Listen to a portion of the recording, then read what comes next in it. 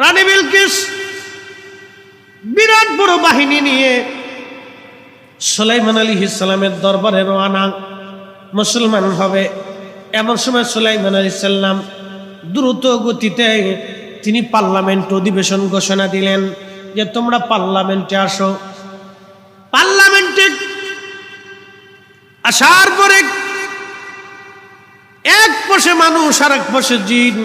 সুলাইমান আলাইহিস সালাম ঘোষণা দিলেন তোমাদের মধ্যে কে আছে রানী বিলকিসের সিংহাসনটা আমার রাজ দরবারে এনে দিবা। রানী বিলকিসের সিংহাসন ছিল সুদূর ইয়ামান দেশের সাবা অঞ্চলে। এই ফিলিস্তিন থেকে ইয়ামান কিন্তু কম দূরে না, মাঝখানে বিরাট বড় সৌদি আরব পার হওয়ার পরে ইয়ামান। এই বিরাট ইয়ামানের সাবা থেকে রানী বিলকিসের সিংহাসন নিয়ে আসা হবে, কে আনতে পারো? আর রানী বিলকিস খুব বিচক্ষণ মহিলা ছিলেন। তিনি সুন্দর করে প্রাসাদের মতো 7টা দেওয়াল স্তর দিয়ে 7টা দেওয়ালের স্তর দিয়ে একটা ঘর বানিয়েছিলেন। ওই ঘরের 7টা দরজা দিয়ে সিংহাসন তার ভিতরে রেখে তালা মেরে চলে এসেছিলেন যাতে কোনো চোরে সিংহাসন নিয়ে নিতে না পারে। সুন্দর করে সাজানো সিংহাসন কে আনতে পারবে? সুলাইমান আলাইহিস সালাম জবাব দিলেন, প্রশ্ন করলেন তোমাদের মধ্যে কে আছে? জিনদের মধ্যে একজন হাত বাড়াইছে, ক্বালা ইফরিতুম মিনাল জিন্নি আনা আতিকা বিহি ক্বাবলা আন তাকুমা মিন মাকামিক।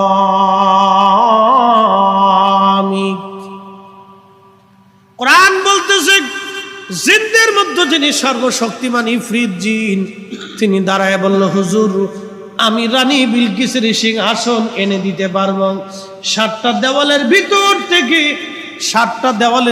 থেকে 7টা লোহার তালা মারা, এর ভিতর থেকে সিংহাসন আমি ইফরিত জিন আপনার সামনে এনে দিতে পারবো। আল্লাহর নবী বলেন কত সময় লাগবে তোমার বলো? বলে আনা আতিকা বিহি ক্বাবলা আন তাকুমা মিন মাকামি। আপনি বসে রইছেন, শুধু দাঁড়াইয়া যাবেন, বসা থেকে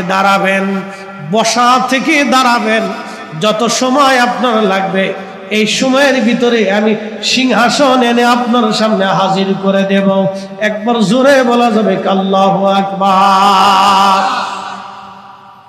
আল্লাহ ডাক দিয়ে বললেন, কুল হুজুর আপনি বলে দেন, ইন্নাল মাউতাল্লাযী তাফিরুনা মিনহু, আমার বান্দারা মৃত্যু থেকে পালানোর চেষ্টা করে। গরুরে যখন বাঘে দাবড় দেয় তখন গরু মরণ থেকে পালানোর চেষ্টা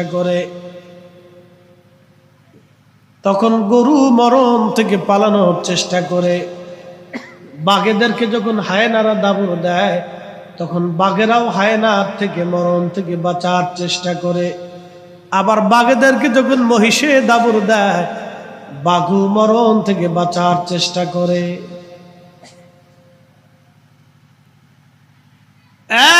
আর মুসলমান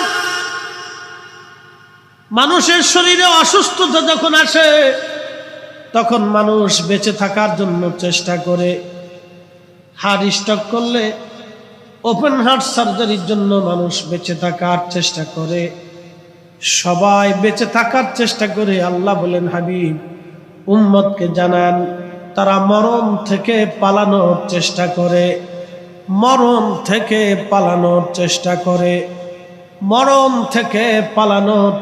করে, আপনি বলে দেন ফাইন্নাহু মুলাকিকুম, এই মরণ তার সঙ্গে মোলাকাত করবে, এই মরণ তার সঙ্গে সাক্ষাৎ করবে, এই মরণ তার সঙ্গে মোলাকাত করবে। ভাই বন্ধু আপনজনা সঙ্গে তোমার কেউ যাবে না রে, ও তোর খালি হাতি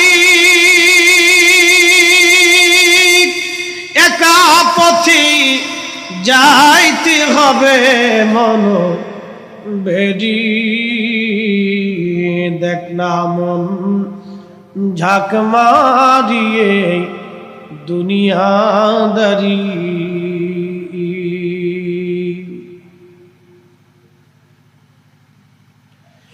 এই মরণ থেকে পালানোর কোনো রাস্তা নাই, কোনো পথ নাই।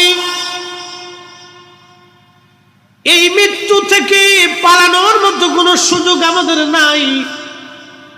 এই মরণ থেকে পালানোর কোনো রাস্তা নাই। কোথায় পালাবেন বলেন? আল্লাহ বলেন, ইয়া মা'শারাল জিন্নি ওয়াল ইনসি ইন ইসতাতাতুম আন তানফুযু মিন আকতারিস সামাওয়াতি ওয়াল আরদি ফানফুযু লা তানফুযুনা ইল্লা বিসুলতান। আল্লাহ ডাকতে বলে, মানুষ আর জিন, জিনের হায়াত কিন্তু বিরাট বড় লম্বা। কোন জিনের হায়াত 3000, কোন জিনের হায়াত 4000, কোন জিনের হায়াত 5000, কোন জিনের হায়াত 6000 বছর। পৃথিবীর মধ্যে সর্বপ্রথম যে জিন, আবুল জিন, জিন জাতির পিতার নাম তারান্নুস, জীবনে হায়াত পেয়েছিলেন 60,000 বছর। একবার জোরে বলা যাবে কি সুবহানাল্লাহ? মানব জিনদের ভিতরে সবচেয়ে বেশি হায়াত পায় জিনেরা। আল্লাহ তাদেরকে আগুনের শিখা থেকে বানাইলেন।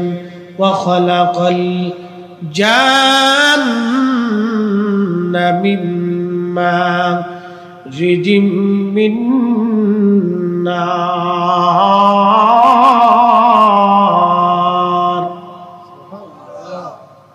কষ্ট হচ্ছে আপনাদের? আমার দিকে তাকান, ডানি ভাবে তাকানো যাবে না। কবর হাসরের ওয়াজ শুনতে চাইছেন, এটা শুনাও, বুঝে তারপরে বাড়ি যাবেন। কালকে সকালবেলা ঘুম থেকে উঠবেন, কোনো গ্যারান্টি নাই। আমি বাড়ি পর্যন্ত ফিরে যাব, কোনো গ্যারান্টি নেই, কোনো গ্যারান্টি নেই। শুনে যাবেন, বুঝে যাবেন। জুমার রাত মা বাবার রুহগুলি কবরের উপরে এসে প্রতীক্ষায় বসে আছে। খুকা মাহফিলে গেছে, বুঝি আজকে দোয়া করবে, কিন্তু হতভাগা খুকা, অপদার্থ নাফরমান ছেলে, মাহফিলের চারপাশ দিয়ে ঘুরে ঘুরে বিড়ি টানতে টানতে বাড়ি চলে গেছে। ওর মতো সন্তান থাকার চেয়ে কুত্তা থাকা অনেক ভালো। এই কথা বলেন না কেন? ওর মতো সন্তান থাকার চেয়ে কুত্তা পেলে থেকে অনেক ভালো। এই সন্তান দিয়ে লাভ কি বাবা মা বলেন তো? মানুষ পরিশ্রম করতে করতে বাবার শরীরের রক্ত নষ্ট করে জীবনের বৃদ্ধতা এনে একটা মা এক সাগর রক্ত নষ্ট করে সন্তান লালন পালন করে যে কবরে চলে গেছে, ওটা বিড়ি টানতে টানতে বাড়ি চলে গেছে। নাফরমান কোথাকার, তোকে পালাচ্ছে তো কুত্তা পালে ভালো হতো।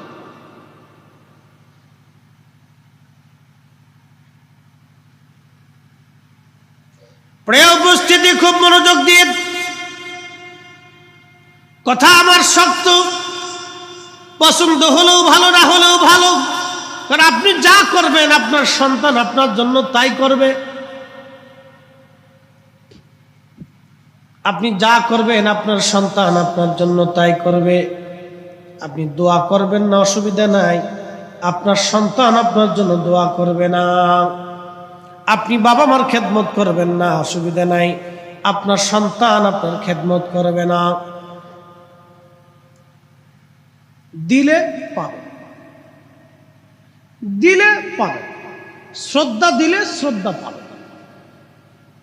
ইট মারলে পাটকেল খাবে। প্রত্যেক কিছুরই আপনি বিপরীত কিছু না কিছু পাবে।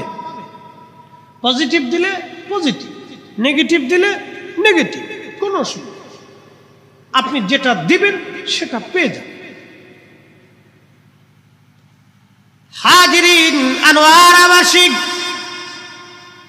জিনদের হায়াত বিরাট বড় লম্বা।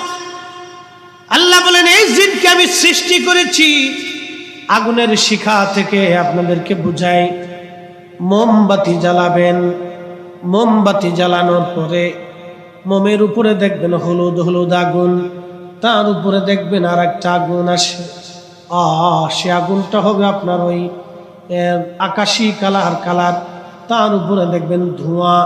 এই ধোঁয়া থেকে আমার আল্লাহ জিন জাতি তৈরি করলেন, এই জন্য জিনদেরকে দেখা যায় না, তারা ধোঁয়ার মতো উড়ে চলে যায়। দেখা যায় না, তাদেরকে সাধারণত দেখা যায় না। কিন্তু জিনদেরও শরীয়ত আছে, তাদেরও বাচ্চা কাচ্চা হয়, তাদেরও সন্তান হয়, তাদেরও সংসার আছে, তাদেরও আইন আছে, তাদেরও আদালত আছে, তাদেরও বিচার আছে, তাদেরও রাজত্ব আছে।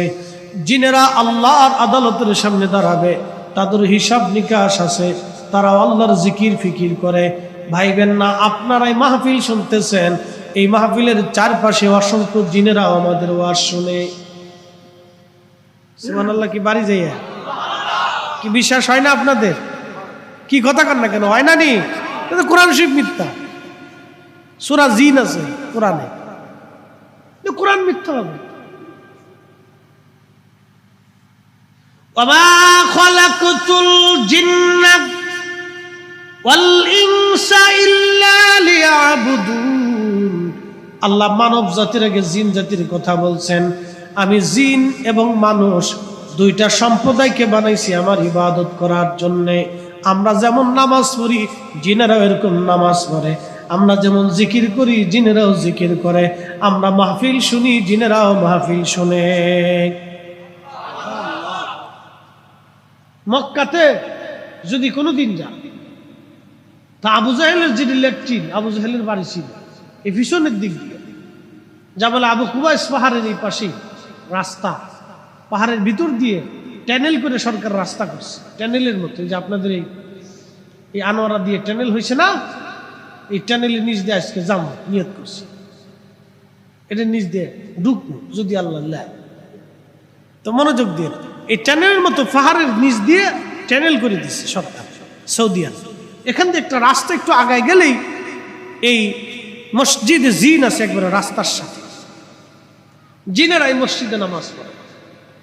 তার একটু আগায় গেলে হাজুন গোরস্থান, জান্নাতুল মুআল্লা, আম্মাজান খাদিজাতুল কুবরা রাদিয়াল্লাহু আনহার পবিত্র মাজার শরীফ। এখানে একটু আগায় গেলে তো অ্যাটেনশন, এই যে জিনদের জন্য মসজিদ আলাদা নির্মাণ, মানুষও নামাজ পড়ে, এখানে বিশেষ করে জিনরা নামাজ পড়ে, মসজিদ জিন বলা হয়। প্রিয় উপস্থিতি, এই জন্য আল্লাহ বলেন ইয়া মাশারাল জিন। আপনি জিন অস্বীকার করলে আপনি মুসলমান। এটা একটা জাতি, মানুষের মতো ওদের বংশবৃদ্ধি হয়, বাচ্চা কাচ্চা হয়, সন্তান হয়, বিয়ে শাদী হয়, ঘরবাড়ি আছে, খাওয়া দাওয়া আছে, সুখ দুঃখ আছে, জানাজা আছে, ইবাদত আছে, নামাজ আছে। মানুষের মতো যেরকম মুসলমান আছে, জিনদের ভিতরে মুসলমান আছে। মানুষের মধ্যে যেরকম হিন্দু আছে, জিনদের ভিতরে হিন্দু আছে। খ্রিস্টান আছে, বৌদ্ধ আছে, নাসারা আছে, শিখ আছে, বিভিন্ন ধর্মের বর্ণের জাতির জিন আছে, ফিসেস আছে, ভালা আছে, মন্দ আছে, অনেক কোয়ালিটির জিন আছে। আল্লাহ একজনকে সারা পৃথিবীর বাদশা বানিয়েছিলেন, জিন এবং মানুষ।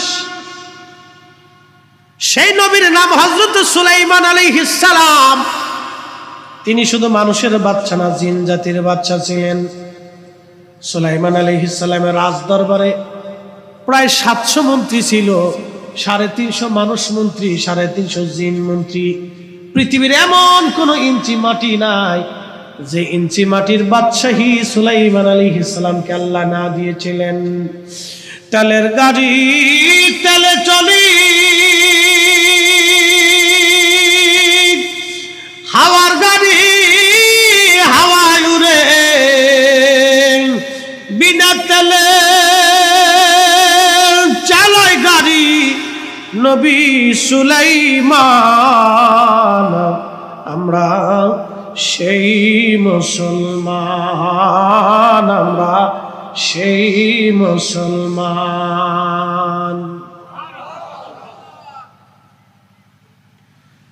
আমরা সেই মুসলিম। সুলাইমান আলাইহিস সালামের বিরাট বড় তক্তা ছিল, বিরাট বড় তক্তা। তার মানে এরকম একটা তক্তা না, তখ্ত বলা হতো সিংহাসন। সিংহাসনটা শুধু এতটুকুন সিংহাসন ছিল না, এই সিংহাসনের ভিতরে এত বড় ছিল, লক্ষ লক্ষ সৈন্য এবং অস্ত্র শস্ত্র নিয়ে, খাবার টাবার নিয়ে সুলাইমান ওই তখ্তদের বলতেন বাতাস উড়াও। ওই লক্ষ লক্ষ সৈন্য নিয়ে, খাবার দাবার, ঘোড়া গাধা নিয়ে, অস্ত্র শস্ত্র নিয়ে ওই তখ্তটারে বাতাসে উড়াইয়া যেখানে খুশি সেখানে নামায় দিত। এটা ছিল সুলাইমান আলাইহিস সালামের তখ্ত। বিনা তেলে, বিনা মোবিলে, বিনা ইঞ্জিলে চলতো। একবার জোরে বলা যাবে কি মারহাবা। জিন এখন বললে অনেকে বলবে হুজুর বাড়তি কথা বলতেছে, জিনের কথা শুনলে অনেকে শরীরে জ্বর। কানা কোথাকা, কোরআন হাদিস পড়ে না, কিচ্ছু বুঝে না। সূরা জিন আছে, জিনদের ওয়াজ কোরআন অনেক আছে। হযরত সুলাইমান আলাইহিস সালাম পৃথিবীর বাদশা ছিলেন, সারা পৃথিবীর বাদশা, জিনদেরও বাদশা, মানব জাতির বাদশা, পশু পাখিরও বাদশা। সুবহানাল্লাহ কি বাড়ি যায়, আরো জোরে বলে। উনারে তো আল্লাহ বাদশাহী দিলেন, আর আমার নবীর আল্লাহ কি দিলেন? ওমা আরসালনাকা, ফরকটা পরে কইতেছি। ওমা আরসালনাকা, আপনাকে রাসূলকে আল্লাহ পাক উদ্দেশ্য করে বলতেছে। ওমা আরসালনাকা, আপনাকে পাঠিয়েছি, ইল্লা, গুরুত্ব দিলেন আল্লাহ। এখানে গ্রামারের একটা ভাষা, ইল্লার পরে যে শব্দগুলি আসবে এই শব্দটাকে বেশি গুরুত্ব দেওয়ার জন্য আল্লাহ পাক ইল্লা শব্দ ব্যবহার করেন। ইল্লা রাহমাতাল লিল আলামিন, শুধু মানব জাতি না, জিন জাতি না, পশু পাখি না, পৃথিবীতে 4 লক্ষ প্রজাতির জীব আছে। শুধু পৃথিবী না, পৃথিবীর আগে আমরা রুহের জগতে ছিলাম। শুধু রুহের জগৎ না, রেহেমের জগৎ, রেহেমের জগৎ না, বারজাখের জগৎ, শুধু বারজাখের জগৎ না, আখিরাতের জগৎ, শুধু আখিরাতের জগৎ না, হাসরের জগৎ না, জান্নাতের জগৎ, শুধু জান্নাতের জগৎ না। মোল্লা আলী কারি মাক্কি আল মাউরিদের মধ্যে লেখেন 18,000 আলম আছে আল্লাহর সৃষ্টিতে। যেই আলমে আল্লাহ রব, সেই আলমে নবী রহমত, যেই আলমে আল্লাহ রব, সেই আলমে নবী রহমত। আল্লাহ সৃষ্টির মধ্যে এমন কোন ইঞ্চি জায়গা নাই যেখানে আল্লাহ রব না আছে। আল্লাহ সৃষ্টির মধ্যে এমন কোন জায়গা নাই যেখানে নবী রহমত না আছে। একবার জোরে বলা যাবে আল্লাহু আকবার। নবীর শান বোঝানোর জন্য আর দলিল লাগে? সারা রাত ধরে, সারা দিন ধরে দলিল লাগবে নাকি? আল্লাহর কালামের একটা কথাই তো যথেষ্ট। কোরআন শরীফ তো আমাদের বানানো কোনো গ্রন্থ না, এটা আল্লাহর জবান মিশ্রিত কালাম। আর আল্লাহর জবান মিশ্রিত কালামের অংশ হচ্ছে লা তাবদীলা কালিমাতিল্লাহ, যার কোনো পরিবর্তন নাই, সংযোজন নাই, বিয়োজন নাই। ইন্নাকা লা তুখলিফুল মিআদ, আল্লাহর কথার কোনো খেলাপ নাই, ওয়াদার কোনো খেলাপ নাই। আল্লাহ নিজে বলেছেন আপনি রাহমাতুল লিল আলামিন। আল্লাহ রাসূলের শান বোঝার জন্য এতটুকুনি যথেষ্ট, ইমানদারদের জন্য দলিলই লাগে না। কি কথা কন নাকি, ঠিক কিনা? আর বেঈমানে খালি খুঁচাই খুঁচাই দলিল তালাশ, ও খালি খুঁচাইতে থাকে, শয়তান কোথাকার।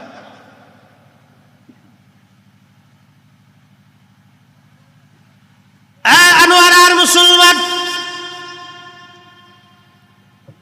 আল্লাহ কোরআনে বলেন ইয়া মাশারাল জিন্নি, জিনদেরকে আল্লাহ বলেন জিনেরা, ও জিনেরা তোমরা শুনে রাখো, ওয়াল ইনস, মানুষেরা,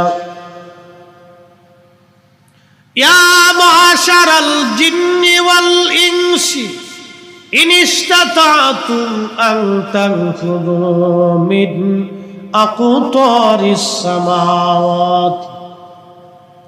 সামাওয়াতি ওয়াল আরদি ফানফুযু লা তানফুযুনা ইল্লা বিসুলতান।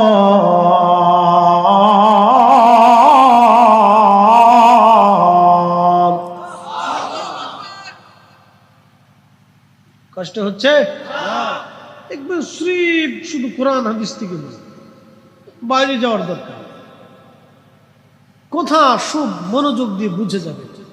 আমি বেশি দলিল দিচ্ছি, আল্লাহর কোরআনের উপরে পৃথিবীতে কোনো দলিল হতে পারে না। এই কথা বলেন না, আল্লাহর কোরআনের উপরে পৃথিবীতে কোনো দলিল পারেই না, অসম্ভব। নবী চেনার জন্য, বুঝার জন্য বেশি দলিল লাগে না, আল্লাহর জবান নিশ্চিত একটা শব্দই যথেষ্ট। আল্লাহর কথার একটা শব্দই যথেষ্ট। শুধু আপনাকে অন্তর দিয়ে অনুধাবন করতে হবে। প্রিয় উপস্থিতি, খুব মনোযোগ দিবেন। সুলাইমান আলাইহিস সালাম तमाम সৃষ্টির বাদশা, तमाम পৃথিবীর বাদশা। সৃষ্টি না, तमाम পৃথিবী। মানুষ এবং জিন দুইটা জাতির বাদশাহী আল্লাহ পাক তাকে দিলেন। সুলাইমান আলাইহিস সালাম রাজ দরবারে বসে আছে। রানী বিলকিস, ওনার বাড়ি বর্তমান ইয়ামান। সুলাইমান আলাইহিস সালামের বিরাট বড় সিংহাসন বর্তমান ফিলিস্তিন, যেখানে বাইতুল আকসা মসজিদ, যেখানে গাজা এবং বাইতুল আকসা পশ্চিম তীর আপনারা বলেন, এইখানটা ছিল সুলাইমান আলাইহিস সালামের বিরাট বড় রাজত্ব এবং বিরাট বড় সিংহাসন, রাজদরবার। এই বাইতুল আকসা মসজিদ যিনি প্রথম নির্মাণ করেছিলেন তিনি হযরত ইয়াকুব আলাইহিস সালাম। ইয়াকুব আলাইহিস সালামের বাবার নাম হযরত ইসহাক আলাইহিস সালাম। হযরত ইসহাক আলাইহিস সালামের বাবার নাম হযরত ইব্রাহিম আলাইহিস সালাম। ইব্রাহিম আলাইহিস সালামের বেটার নাম হযরত ইসহাক। হযরত ইসহাকের বেটার নাম হযরত ইয়াকুব। হযরত ইয়াকুবের বেটার নাম হযরত ইউসুফ। এই ইয়াকুবের আরেক নাম ছিল ইসরাইল। হযরত ইয়াকুবের বংশধরদেরকে বনি ইসরাইল বলা হয়। বাবাজি, তবে বর্তমানে ইসরাইলে যারা এরা কিন্তু হযরত ইয়াকুব আলাইহিস সালামের বংশধর না। এরা হলো ভাড়াট্য ইহুদি। আমাদেরকে যেমন বাংলাদেশের রোহিঙ্গাদেরকে জায়গা দিয়েছি, ওরা হলো এইরকম রোহিঙ্গাদের মতো ফিলিস্তিনেরা। দয়া করে ওদেরকে জায়গা দিয়েছিল দ্বিতীয় বিশ্বযুদ্ধের পরে, দয়া করে জায়গা দিয়েছিল। ওদের কাপড় ছিল না, ফিলিস্তিনের মানুষ তাদের কাপড় দিয়েছিল। ওদের মুখে খাবার ছিল না, ফিলিস্তিনিরা তাদেরকে খাবার দিয়েছিল। ওদের শোয়ার জায়গা ছিল না, ফিলিস্তিনের নিজেদের বাড়ি ঘর এবং জমিন তাদেরকে ভিক্ষা দিয়েছিল। পৃথিবীর একটা নিমখারাম জাতি হচ্ছে ইসরাইল। যেই পাতে খায় সেই পাতে বাথরুম করছে। তাদেরকে যারা জায়গা দিয়েছিল তাদের সন্তানদেরকে গুলি করে করে মারতেছে। শোনেন, এগুলি হলো পশ্চিমা ব্রিটিশদের এক বিরাট বড় সাইল। ওরা এখানে আসতে করে এনে জায়গা দিল। তো ফিলিস্তিনিরা মানুষ তো, মুসলমানরা সবসময় দয়াদ্র। চিন্তা করলে এ কয়টা মানুষ কোথায় যাবে? 600-700-800 মানুষ। কিন্তু ওরা তো জানে না ব্রিটিশরা ওদেরকে বসাইছে এই বাইতুল আকসা দখল করার জন্য। ওদেরকে বসাইয়া সারা পৃথিবীর থেকে যত রোহিঙ্গা ইহুদি ছিল, এই রিফিউজি ইহুদি, এই সিটার বাটপার যতগুলি ছিল, সব বিভিন্ন জায়গা থেকে টুকাই এখানে ঢুকাইছে। ঢুকায় ধরেন 2-4 20,000 50,000 1 লক্ষ হয়েছিল। পরে ব্রিটিশরা ওদেরকে কি করলো? অস্ত্র দিল, সাহায্য দিল, প্রশিক্ষণ দিয়ে এদেরকে একটা শক্তিশালী বানাই দিল। টাকা পয়সা এটা সেটা দিয়ে বানাইয়া এই ফিলিস্তিনিদের জায়গা দখল করতে করতে করতে করতে করতে করতে 10 লক্ষ ফিলিস্তিনিদেরকে উচ্ছেদ করে দিয়ে ফিলিস্তিনিদের বাড়ি ঘর জমি জমা দাগা দখল করে নিয়ে গেছে। আজকে যখন হামাসের মুক্তি যোদ্ধারা যুদ্ধ করতেছে, তখন হামাস হয়েছে ওদের কাছে জঙ্গি। শোনেন, বাংলাদেশে যদি এই সময় স্বাধীনতার সময় মুক্তিযোদ্ধারা যুদ্ধ করে যদি পরাস্ত হয়ে যেত, তাহলে এই সমস্ত মুক্তিযোদ্ধারা হয়তো জঙ্গি। কি কথা বোঝেন নাই মনে হয়? পাকিস্তানি হানাদারদের কাছে এরা থাকতো জঙ্গি। দেশ স্বাধীন হওয়ার কারণে এরা আজকে দেশের শ্রেষ্ঠ সন্তান। হামাসের মুক্তিযোদ্ধারা হচ্ছে আমাদের কাছে মুক্তিযোদ্ধা, মুজাহিদ। ওরা দেশের জন্য, ওরা রক্তের জন্য, জমির জন্য, বাইতুল আকসার জন্য ওরা লড়াই করতেছে। ওরাই হচ্ছে বর্তমান মুসলিমদের শ্রেষ্ঠ সন্তান। কথা বলেন ঠিক না বেঠিক? উপস্থিতি মনে রেখে এই বর্তমান ইসরায়েল যারা, তারা হযরত ইয়াকুব আলাইহিস সালামের বংশধর না। এর হলো বারাইট্টা রোহিঙ্গা, রিফিউজ। প্রিয় মুসলমান, খুব মনোযোগ দিয়ে হাজরাতে ইয়াকুব আলাইহিস সালামের বংশী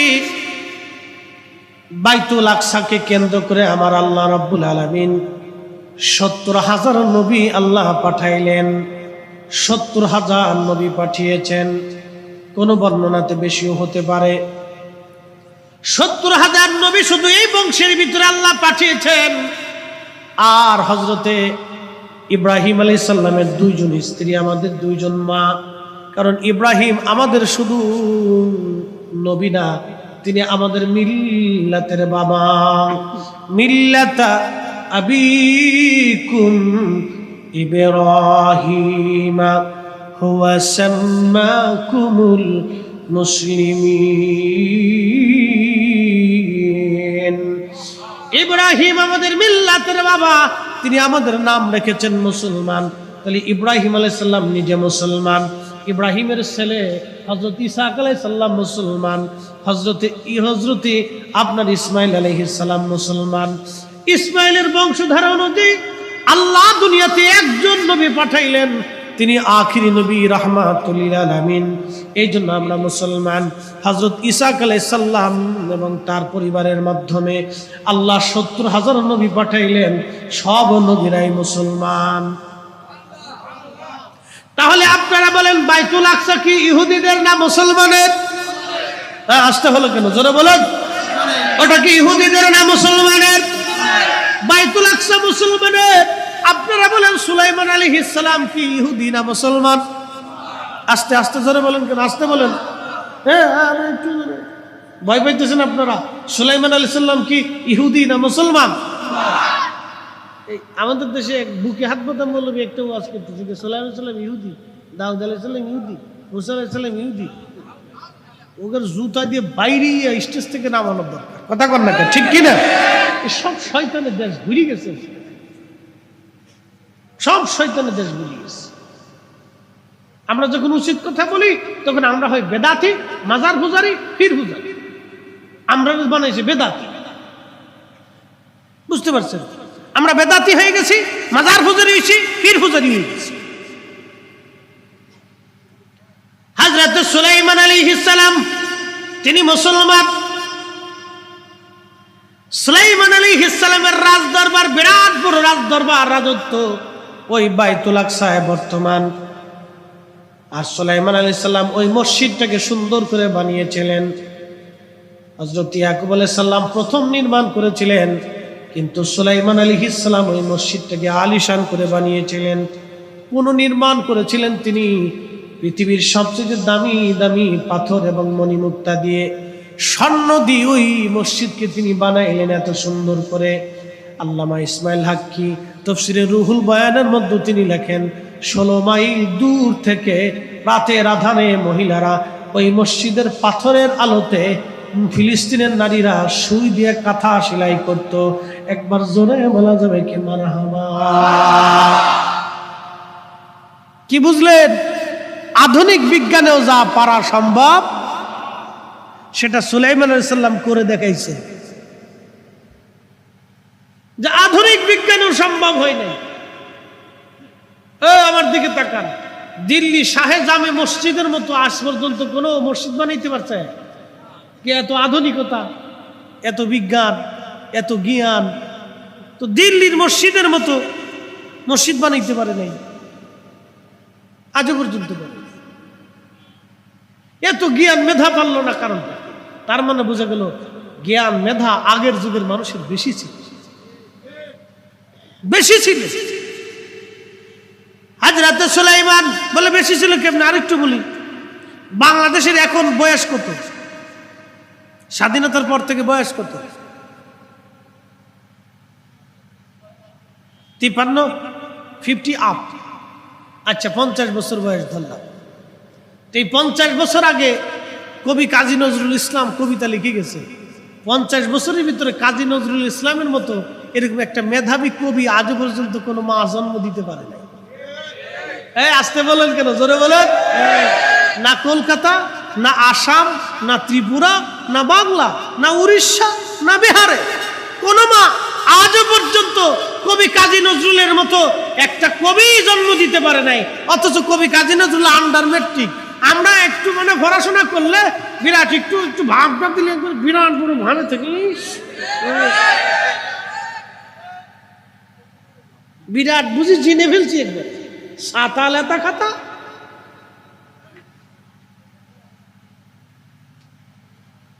কবি কাজী নজরুল আন্ডার মেট্রিক, কিন্তু আমার রসুলের শানে, আল্লাহর শানে নাতে রসুল নাতিক হামদে বাড়ি তালা লিখে লিখে বাংলা ভাষাকে সমৃদ্ধ করে গেলেন তিনি। ওনার অনেক কবিতা হারিয়ে গেছে, আবার অনেকে ওনার অনেক গ্রন্থ প্রবন্ধ চুরি করেও নিয়ে গেছে। ওনার গ্রন্থ প্রবন্ধ চুরি করে অনেকে কবি হয়ে গেছে। গরিব ছিল, বিক্রি করে দিছে টাকার অভাবে। এরকম ওনার ঘটনা আসছে জীবনে। কাজী নজরুল মেধা, জ্ঞান এটা আল্লাহ প্রদত্ত, আল্লাহর পক্ষ থেকে আসে। পড়ালেখা কইরে যদি কেউ মানুষ হইতো, তাহলে আমার দেশের বিসিএস পাস করা ছেলে ঘুষ খায় না। কে আসতে বলেন কেন, জোরে বলেন। পড়ালেখা করে যদি মানুষ ঠিক মতো মানুষই হইতো, তাহলে আমার দেশের অনেক লেখাপড়া করেন অফিসাররা গরিব মানুষের রক্ত চুষে খেত না, মালে ভেজাল দিত না। এই যে মুক্তিযুদ্ধরা যুদ্ধ করছে মালে ভেজাল দেওয়ার জন্য না, মানুষ ঠকানোর জন্য না, ন্যায় ইনসাফ প্রতিষ্ঠিত করার জন্য। কথা কন না কেন? এগুলো আজকে দুঃখের সাথে বলতে হচ্ছে। তো যাই হোক, আমরা চাই আমাদের দেশ আমরা মিলেমিশে সুন্দর করে গঠন করব। আমাদের দেশকে আমরা ভালোবাসি। কথা বলেন ঠিক কিনা?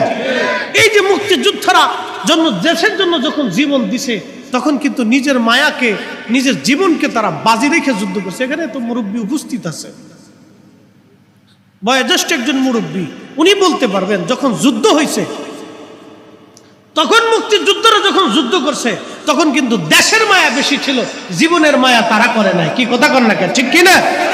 আর আমার দেশে যারা দুর্নীতি করে, চুরি করে, রাষ্ট্রের সম্পদ চুরি করে খায়, দিতে কইছে আপনার রাস্তায় রড দিয়ে দিছে বাস। যারা দিয়ে দিল তারা বুঝে গেল তারা অরিজিনাল দেশের না। এই হলো দেশের শত্রু, সমাজের শত্রু, রাষ্ট্রের শত্রু। কি কথা কন না কেন, ঠিক কিনা? ও আমার দেশের মানুষ হইতে পারে না। মুসলমান আরো পরে কর। আলুর সময় যারা আলুর দাম বাড়াইলো সিন্ডিকেট করে, ও মানুষ না। ধরে ধরে যাত্রাবাড়ির মোড়ে আর গুলিস্তানের মোড়ে কাপড় উঁচে করে সিটকিনির কষা দিয়ে একবারে কায়দা মতো বাটাম চালান দিয়ে জাতিরে দেখানো, এগুলো আলু চোর, এটা ডিম চোর, এটা তেল চোর, এটা চিনি চোর। কি কথা কন না কেন? জাতির সামনে প্রকাশ করার দরকার, এটা তেল চোর, এটা চিনি চোর, এটা ডিম চোর, এটা আলু চোর। এগুলো দেখাই দেওয়া উচিত যে এগুলো চোর থেকে আপনারা সতর্ক থাকেন, এগুলো চোর। এটা আমাদের প্রশাসনের করা উচিত। যা হোক, তারপরেও এই চেষ্টা যতটুকু চলুক, আল্লাহ আমাদের দোয়া করি যাতে আমাদের এই প্রশাসনের ভিতরে যেন আল্লাহ কিছু ভালো মানুষ তৈরি করে দেয়। সকলে বলে না আমিন। সালাতুন ইয়া রাসূলুল্লাহ আলাইকুম, সালামুন ইয়া হাবিবাল্লাহ আলাইকুম, সালাতুন ইয়া রাসূলুল্লাহ আলাইকুম, সালামুন ইয়া হাবিবাল্লাহ। প্রিয় উপস্থিতি, আমি হযরত সুলাইমান আলাইহিস সালামের দিকে ফিরে চলে যাই।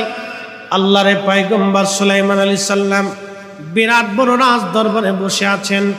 এমন সময় তিনি লক্ষ্য করলেন বিরাট বড় একটা কাফেলা আসতেছে, শুধু ধুলা ধুলা দেখা যায়। বিরাট একটা দল যেন রাজদরবারের দিকে ধেয়ে আসতেছে। তিনি প্রধান উজিরকে বলেন, উজির রে, এত বড় দল কারা? আমাদের শত্রু না মিত্র? তখন উজির আজম ডাক দিয়ে বলল, হযরতে নবী আলাইহিস সালাম, এরা আমাদের শত্রু না, তিনি রানী বিলকিস সুদূর ইয়ামানের সাবা অঞ্চল থেকে তিনি আসতেছেন আল্লাহর নবী সুলাইমানের কাছে মুসলমান হওয়ার জন্য। একবার জোরে বলা যাবে কি মারহাবা? কি হওয়ার জন্য? মুসলমান হওয়ার জন্য। বর্তমানে ইয়ামান, এই ইয়ামান থেকে রানী বিলকিস আসতেছেন সুলাইমান আলাইহিস সালামের রাজ দরবারে। এই ইয়ামানের রানী বিলকিসের মা ছিল জিন, বাবা ছিল মানুষ।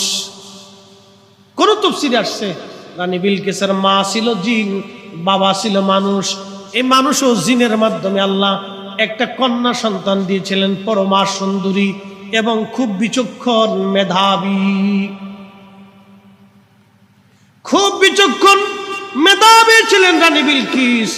বাবাজি খুব মনোযোগ দিয়েন, তিনি ইয়ামান দেশের সাবা অঞ্চলের শাসনকর্তা ছিলেন। এমন সুন্দর দেশ ছিল সাবা, ফলে মূলে এতই পরিমাণে ভরা ছিল। তাফসীরের মধ্যে আসছে সাবা অঞ্চলের মানুষেরা মাথায় যদি ঝুড়ি নিয়ে সকালবেলা বের হইতো, বিকেলবেলা বাড়ি ফিরলে ফলে ফলে ঝুড়ি ভরে যাইতো। এত পরিমাণে ফল শুধু গাছের উপর থেকে ঝরে ঝরে পড়তো। একবার জোরে বলা যাবে কি আল্লাহু আকবার? তো কি পরিমাণে নিয়ামত ছিল এই সাবাতে, একটু চিন্তা করে। রানী খুব বিচক্ষণ এবং বুদ্ধিমতা মহিলা ছিলেন, খুব বিচক্ষণ মহিলা শাসক ছিলেন তিনি। দেশটাকে এত সুন্দর করে তিনি সাজিয়েছিলেন যে কোন মানুষ যদি ঝাঁকা মাথায় করিয়ে সকালবেলা বের হয়েছে, ফল বাগানের নিচ দিয়ে শুধু ঘুরতো, এই পাড়া লাগতো না। উপর থেকে ফল, আম, জাম, কলা, কাঁঠাল, পেঁপে, লিচু, এই সমস্ত যাবতীয় ফলগুলি, খেজুর, আনার, এগুলি পেকে পেকে ওই ঝাঁকার ভিতরে পড়ে ঝাঁকা ভরে দিত। এত পরিমাণে ফল হইত। রানী বিলকিস বিরাট বড় বাহিনী নিয়ে সুলাইমান আলাইহিস সালামের দরবারে রওনা, মুসলমান হবে। এমন সময় সুলাইমান আলাইহিস সালাম দ্রুত গতিতে তিনি পার্লামেন্ট অধিবেশন ঘোষণা দিলেন যে তোমরা পার্লামেন্টে আসো। পার্লামেন্টে আসার পরে এক পাশে মানুষ আর এক পাশে জিন। সুলাইমান আলাইহিস সালাম ঘোষণা দিলেন, তোমাদের মধ্যে কে আছে রানী বিলকিসের সিংহাসনটা আমার রাজ দরবারে এনে দিবা? রানী বিলকিসের সিংহাসন ছিল সুদূর ইয়ামান, ইয়ামান দেশের সাবা অঞ্চলে। এই ফিলিস্তিন থেকে ইয়ামান কিন্তু কম দূরে না, মাঝখানে বিরাট বড় সৌদি আরব পার হওয়ার পরে ইয়ামান। এই বিরাট ইয়ামানের সাবা থেকে রানী বিলকিসের সিংহাসন নিয়ে আসা হবে। কে আনতে পারো? আর রানী বিলকিস খুব বিচক্ষণ মহিলা ছিলেন। তিনি সুন্দর করে প্রাসাদের মতো 7টা দেওয়াল স্তর দিয়ে, 7টা দেওয়ালের স্তর দিয়ে একটা ঘর বানিয়েছিলেন। ওই ঘরের 7টা দরজা দিয়ে সিংহাসন তার ভিতরে রেখে তালা মেরে চলে এসেছিলেন, যাতে কোনো চোরে সিংহাসন নিয়ে নিতে না পারে। মহিলা তো সিংহাসনটাকে খুব সুন্দর করে সাজিয়ে গুজিয়ে খুব রৌনক করে বানিয়েছে। নারী জাতিরা তো বুঝবেন খালি সাজে গুজে খুব পাকা, বিরাট বড় পাকা। ও লিপস্টিক, আলতা, সোনু, আলকাতরা, পাউডার পাইলে হেতার আর হুঁশ থাকে না। আর বেশিরভাগ সোনা দানার প্রতি বিরাট বড় লোক, সোনা পাইলে আর বেডির আর তাল ঠিক থাকে না। খালি সোনা কিনে দিবেন, দেখবেন আপনার খুব ভালো করে রান্না বান্না করে দারুণ জিনিস খাওয়াচ্ছে। আর যদি না দিয়ে তাহলে লবণ বাড়াই দিক, অসুবিধা নাই। বুঝতে পারছেন? খালি সোনা দানা, এই আপনার সাজন গুজন খুব ভালো জিনিস কিনে কিনে দিবে, বেশি করে দিবে, যা সব ঠিক। মনোযোগ দিয়ে সুন্দর করে সাজানো সিংহাসন কে আনতে পারবে? সুলাইমান আলাইহিস সালাম জবাব দিলেন, প্রশ্ন করলেন, তোমাদের মধ্যে কে আছে? জিনদের মধ্যে একজন হাত বাড়াইছে। ক্বালা ইফরিতুম মিনাল জিন্নি আনা আতিকা বিহি ক্বাবলা আন তাকুমা মিন মাকামিক।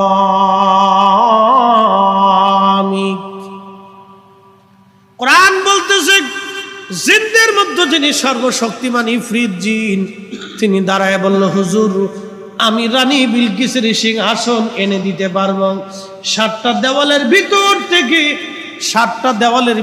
থেকে 7টা লোহার তালা মারা, এর ভিতর থেকে সিংহাসন আমি ইফরিত জিন আপনার সামনে এনে দিতে পারবো। আল্লাহর নবী বলেন, কত সময় লাগবে তোমার বলো? বলে আনা আতিকা বিহি ক্বাবলা আন তাকুমা মিন মাকামিক। আপনি বসে রইছেন, শুধু দাঁড়াইয়া যাবেন, বসা থেকে দাঁড়াবেন, যত সময় আপনার লাগবে এই সময়ের ভিতরে আমি সিংহাসন এনে আপনার সামনে হাজির করে দেব। একবার জোরে বলা যাবে আল্লাহু আকবার। জিন আসেনি? আস্তে কোনকে জিন আসেনি? জিনদের পাওয়ার আসেনি? আছে। কেনাই কইছে না জিনও আছে, তাহলে কোরআন মিথ্যা হবে। জিনরা আপনার ওয়াজ শুনে ভাইবেন না, খালি আপনার ওয়াজ শুনতেছেন। জিনরা আমাদের ওয়াজ জিনেরাও ভক্ত, এটা আবার চিন্তা করেন না যে জিন আপনার ওয়াজ শুনে। না না, জিনরাও আমাদের ওয়াজ শুনে। আর আমাদের ওয়াজ শুনে খালি আপনারাই আমাদের ভক্ত তা কিন্তু না, জিনেরাও আমাদের ভক্ত আছে। বহু জিন আছে আমাদের ভক্ত ওয়াজ শুনে। হযরত সুলাইমান আলাইহিস সালাম জিনকে বলেন কত সময় লাগবে? জিন বলল, হুজুর আপনি বসা থেকে উঠে দাঁড়াইবেন, এই সময়ের মধ্যে আমি নিয়ে আসবো। সুলাইমান আলাইহিস সালাম বললেন, না, আরো কম সময়। মানুষের মধ্যে কি আছে বলো? তখন আল্লাহ বলেন, ক্বালাল্লাযী ইনদাহু ইলমুম মিনাল কিতাবি আনা আতিকা বিহি ক্বাবলা আন আইয়ারতাদ্দা ইলাইকা তারফুক। আল্লাহর কোরআন বলতেছে, আমি যাকে কিতাবের জ্ঞান দিয়েছিলাম, ইলমে লাদুন্নি দিয়েছিলাম, ক্বালাল্লাযী ইনদাহু ইলমুম মিনাল কিতাব, ইলমে লাদুন্নি যাকে দিয়েছিলাম তার নাম ছিল আসিফ বিন বারখিয়া। হযরত সুলাইমান আলাইহিস সালামের খালাতো ভাই এবং আল্লাহর নবীর সাহাবী। তিনি কোনো নবী না, রাসূল না, তিনি আল্লাহর একজন ওলি ছিলেন, আল্লাহর একজন বন্ধু। যারা আল্লাহর ওলিদের কারামত মানে না, বিশ্বাস করে না, ওরা মূলত আল্লাহর কোরআন মানে না। ওরাই বর্তমান জমানার নজদির দালাল, শয়তানের দালাল। কথা কর না কেন, ঠিক কিনা? কবি মনোযোগ দিয়ে, আসিফ বিন বারখিয়া তিনি আল্লাহর ওলি। তিনি বলেন, হুজুর আমি এনে দিতে পারি, কিন্তু সময় লাগবে মাত্র আপনি চোখের পলক মারবেন। সুবহানাল্লাহ, কি বাড়ি যায়? আরো জোরে বলে। তেলের গাড়ি তেলে চলি,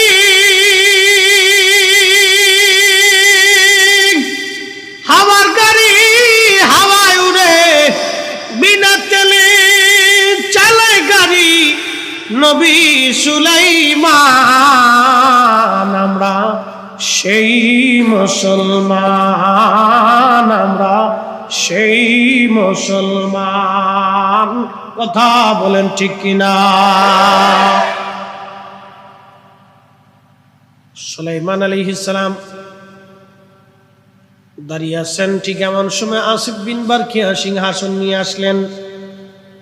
সুলাইমান আলাইহিস সালামের সামনে সিংহাসন চলে গেল। তার মানে বোঝা গেল জিনদের থেকে আল্লাহর ওলিদের পাওয়ার আসতে হলো কেন? জোরে বলেন, আরো জোরে বলেন। সারা পৃথিবীর সমস্ত জিনদের যে ক্ষমতা হুজুর গাউসে পাকের এক আঙ্গুলের ইশারার ক্ষমতা ছিল, তার চাইতে বেশি। কথা কর না কেন, ঠিক কিনা? সারা পৃথিবীর কোটি কোটি জিনেরা হুজুর গাউসে পাকের মুরিদ ছিল, এখনো আছে। কি মনে করতেছেন শুধু আপনারাই গাউসে পাককে ভালোবাসেন? না, লক্ষ লক্ষ জিনেরা হুজুর গাউসে পাককে ভালোবাসে। শুধু মনে করেন আপনারাই নবীকে ভালোবাসেন না, জিনদের ভিতরে এমনও আশিক রসুল জিন আছে যারা রসুলের রওজা মুবারকের আশেপাশে থাকে, মদিনাতুল মুনওয়ারায় সব সময় কাটায়, নবীর কদম মুবারকে রওজা মুবারকে বসে বসে থাকে, সালাতু সালাম তারা পড়তে থাকে। বহু জিন আল্লাহর জমিনে এখনো আছে।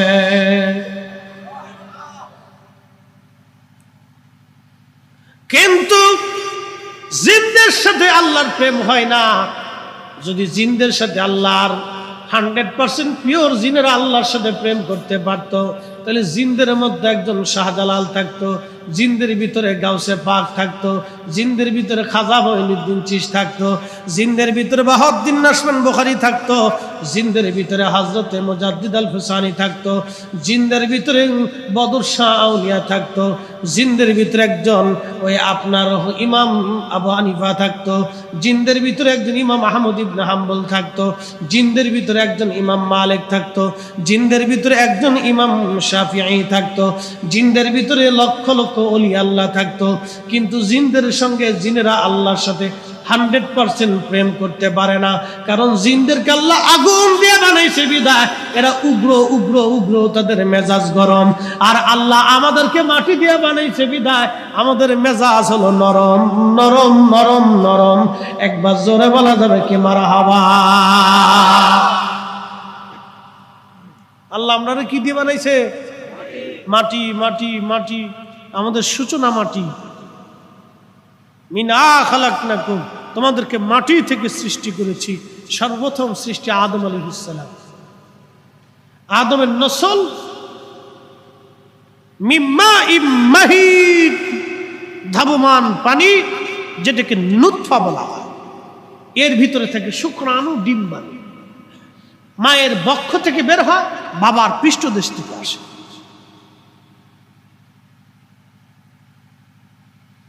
এখান থেকে আল্লাহ রাব্বুল আলামিন আদম আলাইহিস সালামের প্রথম নুতফা, এখান থেকে আল্লাহ পাক নসল সৃষ্টি করলেন, বংশ ধারা প্রবাহিত করতে লাগলেন।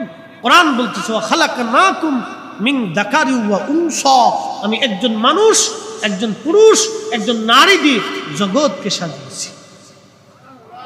মানবের বংশ বিস্তার করেছি, এক পুরুষ আর একজন নারী। এই পুরুষের নাম আদম, নারীর নাম মা হাওয়া। একসাথে জোরে বলা যাবে না মারহাবা? তাহলে আমাদের সৃষ্টির মূল আসল হচ্ছে মাটি। কিন্তু মাটির সাথে আরো 3টে বস্তু আছে। 2 নম্বরে পানি, 3 নম্বরে আগুন, 4 নম্বরে বাতাস। শ্বাস নিঃশ্বাস নিচ্ছেন, বাতাস ঢুকতেছে বের হচ্ছে, এটা যদি বন্ধ হয় তো মানুষ শেষ। শরীরের তাপমাত্রা, সারা পৃথিবীতে ঠান্ডা কিন্তু আপনার শরীর গরম। বাংলাদেশে যদি অনেক ঠান্ডা পড়ে আপনার শরীর গরম। এই গরম আপনার শরীর যিনি গরম করে রাখছে ও মালিকের নাম কি? আস্তে হয়ে গেল না, জোরে বলতে হবে মালিকের নাম কি? এই আপনার এটা শোয়া যাবে না, ঠান্ডা হয়ে গেল, এটা ঠান্ডা হয়ে গেল, এটা ঠান্ডা হয়ে গেল, মাটি ঠান্ডা হয়ে গেল, বাতাস ঠান্ডা হয়ে গেল, পানি ঠান্ডা হয়ে গেল, কিন্তু আপনার শরীরটাকে গরম রাখতেছে কে? অদৃশ্য শক্তি আপনাকে দিলেন কে? অদৃশ্যভাবে আপনার শরীরটাকে গরম রাখতেছে, রক্তটাকে গরম রাখতেছে। এই আগুনটা তিনি তৈরি করলেন, তিনি আল্লাহ। আগুন, পানি, মাটি, বাতাস, 4টে বস্তু দিয়ে আল্লাহ পাক এই বডিটাকে আপনার সৃষ্টি করেছে। 4 রঙের মশলা দিয়া যে কইরাছে তোর গঠন, 4 রঙের মশলা দিয়া। আগুন, পানি, মাটি, বাতাস একই যোগে করিয়া প্রকাশ। আগুন, পানি, মাটি, বাতাস একই যোগে করিয়া প্রকাশ। দেখলি না তুই কইরা তালাশ কোন জায়গা সে মহাজন, চার রঙের মশলা দিয়া যে কইরাছি তোর গঠন, চার রঙের মশলা দিয়া।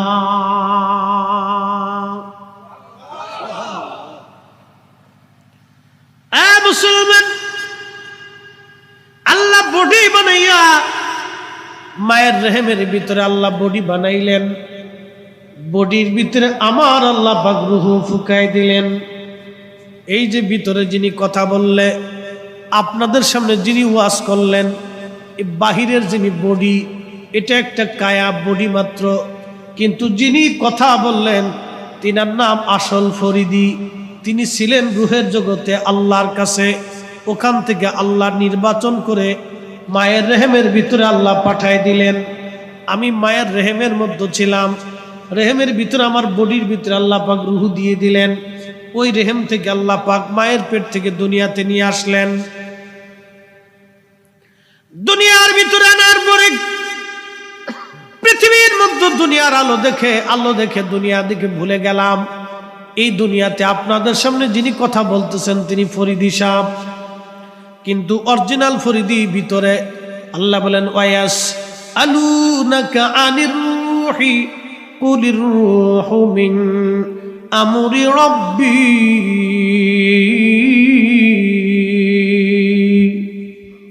কাফেররা সে বলল, ও নবী বলে দেন রূহটা কোথা থেকে আবার আল্লাহ রাব্বুল আলামিন উঠাইয়া আমাদেরকে আবার আল্লাহ পাক রূহ দিয়ে দিবেন, আবার আমরা আখিরাতের ময়দানে দৌড়াইতে থাকব। ছিলাম রূহের জগতে, আসলাম রেহেমের জগতে, এরপরে আসলাম দুনিয়াতে, এরপরে চলে যাব কবরে, তারপরে উঠবো হাসরের ময়দানে, এরপরে জান্নাত জাহান্নাম। তার মানে রুহুর মৃত্যু হয় না, রুহুর স্থানান্তর হয়, রুহুর মরণ হয় না, রুহের স্থানান্তর হয়।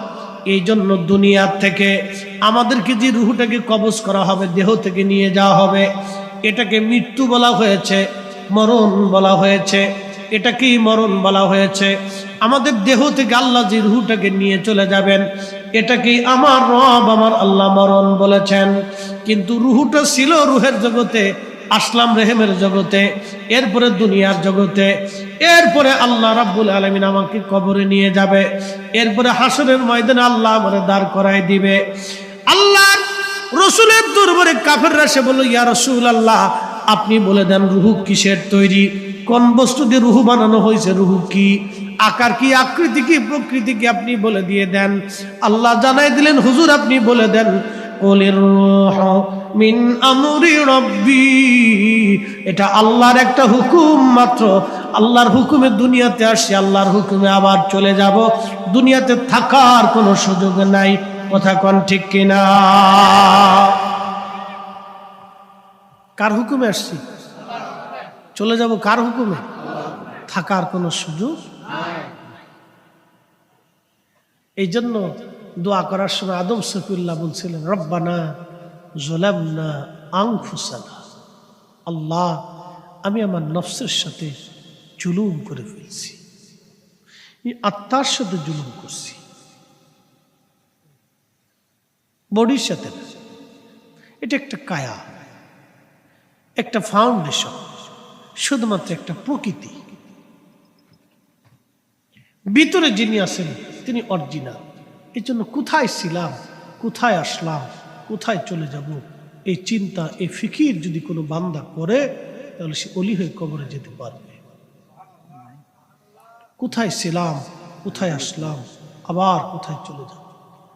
একটা কথা সারা জীবনের জন্য মনে রাখবেন, দুনিয়ার যাত্রায় মায়ের পেট থেকে আপনাকে আল্লাহ দুনিয়াতে নিয়ে আসলো। আসার পরে মা আছে, বাবা আছে, চাচা আছে, নানি আছে, দাদি আছে, দাদা আছে, মামা আছে, কতজন আছে আত্মীয় স্বজন। সবাই হাসতে লাগলো আর আপনি কাঁদতে লাগলেন। দুনিয়াতে আমি যখন আসছি তখন সবাই হাসতে লাগলো আর আমি কাঁদতে লাগলাম। দুনিয়ার থেকে এমন ভাবেই চলে যেতে হবে, আমি হাসতে থাকবো, সবাই কাঁদতে থাকবে, তাহলে মানুষ হইতে পারবে। কি কথা কন না ঠিক কিনা? আমি পৃথিবীতে যখন আসছি তখন আমি কেঁদেছি, পৃথিবীর মানুষ হেসেছে। আর আমি যখন দুনিয়ার থেকে চলে যাব আমি হাসবো, পৃথিবীর মানুষ কাঁদতে থাকবে। আহা, মানুষ চলে গেল, মানুষ চলে গেল, একজন মানুষ চলে গেল। শুধু মানুষ কাঁদবে না, আকাশ কাঁদবে, জমিন কাঁদবে, পৃথিবী কাঁদতে থাকবে, গাছ কাঁদবে, মাছে কাঁদবে, পশু কাঁদবে। আহা, মানুষ চলে গেল। আল্লাহ, তোমার এই দুনিয়ার থেকে, আমাদের ভিতর থেকে একজন মানুষ চলে গেল, তোমার একজন মানুষ চলে গেল। আল্লাহ, একজন প্রকৃত মানুষ চলে গেল। এইভাবে কাঁদতে থাকবে, তাহলে আমরা মানুষ হতে পারব। কোথায় ছিলাম, কোথায় আসলাম, আবার কোথায় চলে যাব। দুনিয়াতে আসার সময় কত সঙ্গী ছিল, কিন্তু যাওয়ার সময় কবর পর্যন্ত, হাত্তা যুরতুল মাকাবির, আপনার কবর পর্যন্ত সঙ্গী পাবেন। এরপরে এক অনন্ত মহাকালের যাত্রা শুরু হবে। খালিদিনা ফিহা আবাদা, চিরদিন চিরস্থায়ী এক জীবনের জন্য আপনি রওনা দিলেন। তখন আপনার বন্ধু নাই, বান্ধব নাই, স্ত্রী নাই, সন্তান নাই, প্রিয়জন নাই, কেউ নাই, শুধু আপনি একা। এক মহাযাত্রায় রওনা করে দিলেন একা। কি নিয়ে যাবেন আপনি? দুইটা জিনিস আপনাকে নিতেই হবে। ইন্নাল্লাযীনা আমানু, প্রথম নম্বর ঈমান, ওয়া আমিলুস সালিহা, দুই নম্বরে নেক আমল। দুইটা জিনিস আপনাকে নিতেই হবে। এর ব্যতিক্রম যাহা কিছু করবেন সব মিথ্যা হবে। কথা অল্প, কিন্তু অনেক কথা বলেছি। বুঝে যেতে হবে আপনাকে শেষ সময়ে কি জিন কি মানুষ।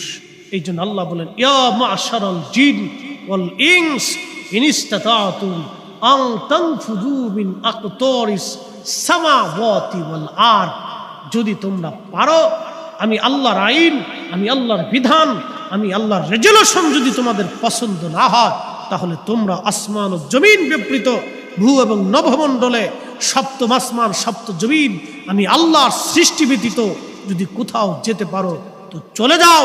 তবে শুনে রাখো, আমি আল্লাহর সালতানাতের বাহিরে যাওয়ার কোনো সুযোগ নাই, কোনো রাস্তা নাই। এটাই পৃথিবী। আপনাকে দুইটা জিনিস নিতেই হবে। শুধু এতটুকুনি, রাত্রিবেলা ঘুমানোর আগে ফিকির করবেন, আল্লাহ, কবরের জিন্দিগিতে আমি এক মহাকালের যাত্রায় রওনা দিব। কত বড় লম্বা কবর, কত বড় কঠিন হাসর। হাসরের দিনটা কত বড় হবে জানেন? তারুজুল মালাইকাতু ওয়ার রূহু ইলাইহি ফি ইয়াউমিন কানা মিকদারুহু 50 আলফা সানা। কোরআন বলতেছে, দুনিয়ার 50,000 বছর যত বড় হবে, হাসরের একটা দিন হবে তত বড়। আহা, সেই দিনের লক্ষ লক্ষ বছর পার হবে হাসরের মাঠে কোন জনের। সেই দিনের লক্ষ লক্ষ বছর পার হবে হাসরের মাঠে, মানুষের দিক বিদিক হয়ে পাগলের মতো দৌড়াইতে থাকবে। হাউজে কাউসারের পানি ছাড়া সেই দিন পানি থাকবে না।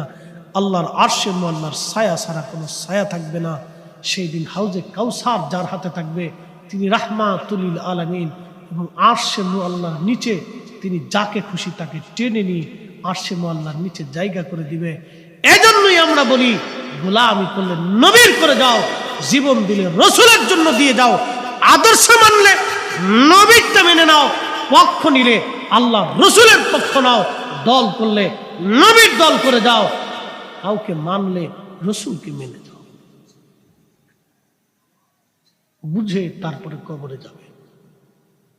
আল্লাহর কোরআন বলতেছে, ইয়া আইয়ুহাল্লাযীনা আমানুত্তাকুল্লাহ, এ ঈমানদার, তুমি আল্লাহকে ভয় করো, হাক্কা তুকাতিহি, ভয় করার মতো করো, ওয়ালা তামুতুন্না ইল্লা ওয়া আনতুম মুসলিমুন, মুসলমান না হয়ে কবরে আইসো না, মুসলমান হয়েই তারপরে আসো, মুসলিম হয়ে কবরে আসো। মুসলিম তো তাকেই বলে আসলামতু লিরাব্বিল আলামিন, যিনি নিজেকে খোদার কুদরতি কদমে সারেন্ডার করে, আত্মসমর্পণ করে, আল্লাহর জন্য নিজের জীবনকে উৎসর্গ করে, হায়াত, সালাত, জিন্দেগি, কুরবানি, মৌত সব কিছু আল্লাহর জন্য নিজেকে কুরবানি করে, তিনি হচ্ছে মুসলমান। কথা বলেন ঠিক না বেঠিক? তিনি মুসলিম। তিনি মুসলিম। উপস্থিতি অনেক ওয়াজ, শেষ সময় আপনাদেরকে ছোট্ট করে বুঝাইলাম। একটা কথা মনে রাখবেন, কঠিন মেহশরের মাঠের দিকে রওনা হব আমরা। কবরের বিরাট বড় জিন্দিগি, হাসরের মাঠের কোটি কোটি বছর, দুনিয়ার কোটি ট্রিলিয়ন বিলিয়ন বছর পার হবে সামান্য দুনিয়ার একটু হায়াতের সামান্য। আপনি আজকে ক্যালকুলেটর নিয়ে বসে যাবেন, আপনার 60 বছরের জীবন থেকে এই 50,000 বছরটাকে আপনি একটু ভাগ দিয়ে দেখবেন। হাসরের মাঠের একটা দিনের কতটুকুন সময় আপনি পৃথিবীতে বেঁচে থাকেন, ক্যালকুলেটর বের হয়ে আসবে। তখন আপনি চিন্তা করবেন, হাসরের মাঠের এই সামান্য দিনের জন্য আমি কেন মানুষ ঠকাবো, আমি কেন অন্যায় করব, আমি কেন নামাজ ছেড়ে দিব, আমি কেন রোজা ছেড়ে দিব, আমি কেন সন্তানের জন্য আল্লাহর কাছে দায়বদ্ধ হব, আমি কেন হালাল হারাম না বেছে সন্তানের জন্য উপার্জন করে আল্লাহর দরবারে আসামি হতে যাব, আমি কেন স্ত্রীর সুখের জন্য হালাল হারাম না বেছে আল্লাহর দরবারে আসামি হতে যাব, আমি কেন রসুল করিমের সুন্নাহ না মেনে রসুলকে অসন্তুষ্ট করে কবরে যাব। কে আমাকে দেখতে যাবে?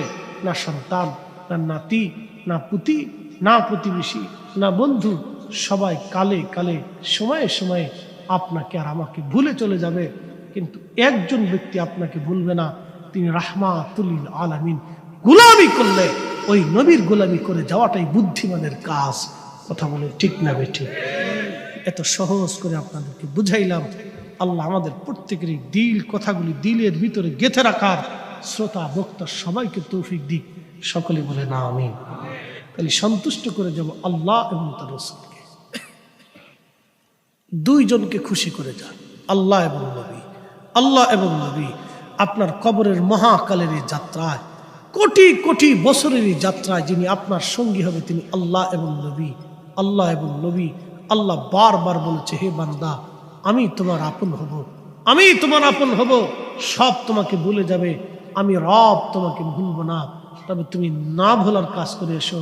লাইন শাকারতুম, তুমি আমি আল্লাহর প্রতি কৃতজ্ঞ হও, সারেন্ডার করো, আমি আল্লাহর প্রতি কৃতজ্ঞ হও। লাযীদান্নাকুম, যদি হও আমি তোমার নিয়ামত বাড়াই দেব।